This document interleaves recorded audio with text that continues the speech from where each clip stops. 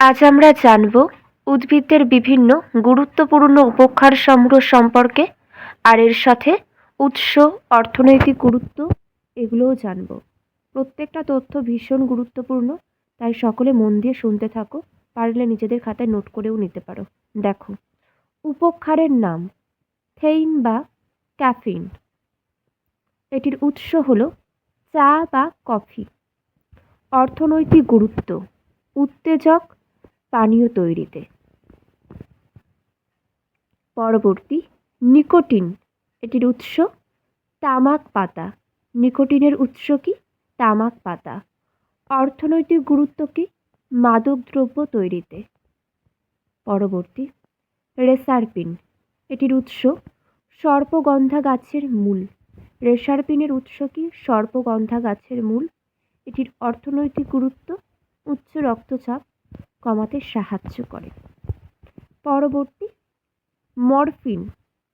মরফিনের উৎস আফিম গাছের কাঁচা ফলের ত্বক। অর্থনৈতিক গুরুত্ব কি? ব্যথা বেদনা উপশম ও গাঢ় নিদ্রার প্রয়োজনে এটি ব্যবহার করা হয়। পরবর্তী, ডাটুরিন। ডাটুরিন উপকারটির উৎস হল ধুতুরা গাছের পাতা বা ফল। এটির অর্থনৈতিক গুরুত্ব হল হাঁপানির ওষুধ তৈরি হয়।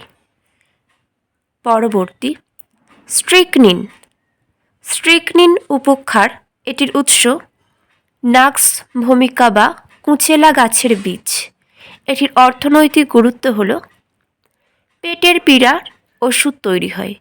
পেটের পীড়ার ওষুধ তৈরি হয়, ব্যথা বেদনা। পরবর্তী, কোকেইন। এটির উৎস কোকা গাছের পাতা। অর্থনৈতিক গুরুত্ব হল,